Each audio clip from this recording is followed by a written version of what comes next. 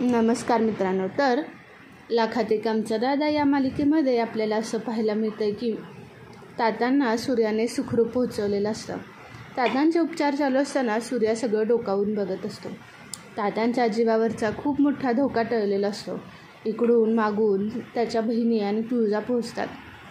बहिणी विचारतात की काय झालं दादा, कशी आहे तात्यांची तब्येत. सूर्या सांगतो की माहीत नाही, त्यांना आत नेले, डॉक्टर अजून बाहेर आलेलेच नाहीत. तुळजा सांगते की सूर्या काळजी करू नकोस, काहीसुद्धा तात्यांना होणार नाही. त्यांच्या वेगवेगळ्या टेस्ट करायला लावले असतील आणि हे सगळं करायलाच हवं. तेव्हा सूर्या म्हणतो की हो येतीलच आहेत. तेवढ्या डॉक्टर तात्यांचा धोका टळला आहे हे कन्फर्म झाल्यानंतर बाहेर येतात. बाहेर आल्यानंतर ते सूर्याला सांगतात की तुम्ही योग्य वेळेवर तुमच्या वडिलांना इथे आणलं म्हणून ते आज वाचू शकले. त्यांचा सगळ्या जीवावरचा धोका टळलेला आहे आणि ते सुखरूप आहेत. तुम्ही थोडा वेळ त्यांना भेटू शकता. तेव्हा सूर्या थँक्यू म्हणतो. डॉक्टर म्हणतात की अहो पण यांच्यावर ज्यांनी प्रथम उपचार केले त्यांना थँक्यू म्हणा, कारण जर प्रथम उपचार योग्य वेळेत केले नसते तर ते इथे सुद्धा पोहोचले नसते. सूर्या तुळजाकडे बघतो. तुळजा खूप अभिमान असतो की तिने हे सगळं केलं. बहिणीसुद्धा तुळजाचं कौतुक करत असतात. तेव्हा डॉक्टर म्हणतात की अहो पण ते सगळं ठीक आहे, यांच्यावर प्रथम उपचार केले कुणी. तेव्हा बहिणी म्हणतात की आमच्या बहिणीनं.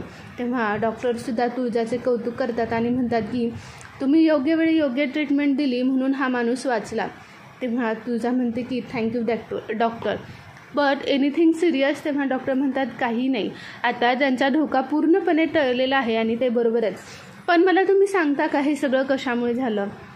तेव्हा तुळजा आपली चूक मान्य करत म्हणते की डॉक्टर ते खूप दिवसापासूनच ड्रिंक करत होते, पण त्यांनी ड्रिंक करू नये हे मी त्यांना समजावल्यानंतर त्यांनी खूप वेळ कंट्रोल केला आणि नंतर अचानक त्यांचा ताबा सुटून त्यांनी जास्त ड्रिंक केली असणार. डॉक्टर म्हणतात की करेक्ट, हेच कारण असणार आहे, त्याशिवाय अल्कोहोलवर ड्रिंक होऊ शकत नाही.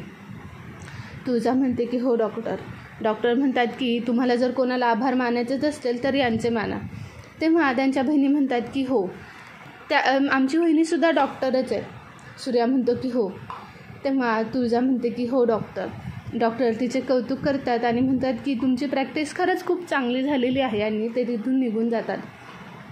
सगळ्या बहिणी तुळजाचं कौतुक करत असतात. सगळ्यांचं कौतुक चालू असताना काजू म्हणतो की अहो वहिनीचं काय करताय, दादाने सुद्धा इथपर्यंत दादांना आणायला किती मेहनत केली आहे तुम्हाला काय माहिती. तेव्हा सगळेच हसत असतात. मागून मामा म्हणतो की हां रिक्षाची आयडिया कोणी दिली, मी दिली ना, मग ह्याचं माझं पण कौतुक करा ना. सगळेजण हसायला लागतात. तात्या सुखरूप असतात. इकडे डॅडींचा आपलं भाषणाची तयारी चालू असते की आता काय करायचं. तात्या हा राजा माणूस होता, त्यात असं जाणं आम्हाला खरंच दुःखाचा डोंगर कोसळला हे सगळं बोलत असतात.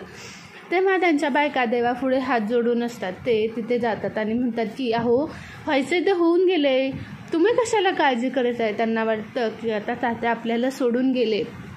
डॅडी म्हणतात की अहो अजून एवढं काय झालेलं नाही आहे, जिवंत तो, पण तो पण किती चिवट माणूस आहे, जायचं तर सरळ जात आहे का, जगते अजून, आम्हाला काही बातमी पोहोचलेली नाही, पण लवकर असताना जावं, जेवायला द्या आम्हाला, नाहीतर ते जेवणसुद्धा राहायचं. हे सगळं ऐकल्यानंतर त्यांची बहीण म्हणते की अहो तुम्हाला काहीतरी वाटतंय का, तो माझा भाऊ आहे, तुम्ही असं कसं करू शकता, तुम्ही त्याला गाडी द्यायला हवी होती. डॅडी म्हणतात की हो तुमचं तोंड लय चालतंय. तेव्हा त्या म्हणतात की अहो माझ्यासारखी असती ना, दादाला काही झालं तर मी. हे ऐकल्यानंतर डॅडी म्हणतात की काय करणार आहे तुम्ही, त्यांनाच धमकी देतात. तेव्हा त्यांची दुसरी बायको म्हणते की अहो पण मालक तुम्ही गाडी दिली असती तर. डॅडी म्हणतात की तू कशाला तिच्या नादाला लागते, तू तिच्या वळणावर जाऊ नकोस, जा जेवणाचं बघ. त्या दोघी काही बोलत नाहीत. डॅडी तिथून निघून जातात. त्यांनी देव पाण्यात ठेवलेला असतो. देवाला वारंवार विनवण्या करत असतात की माझ्या भावाला नीट होऊ दे. त्यांची दुसरी बायको त्यांना समजावत असते की अक्का काहीसुद्धा होणार नाही, तात्या सुखरूप असतील, देवावर विश्वास ठेवा. ती देवापुढे रडत असते.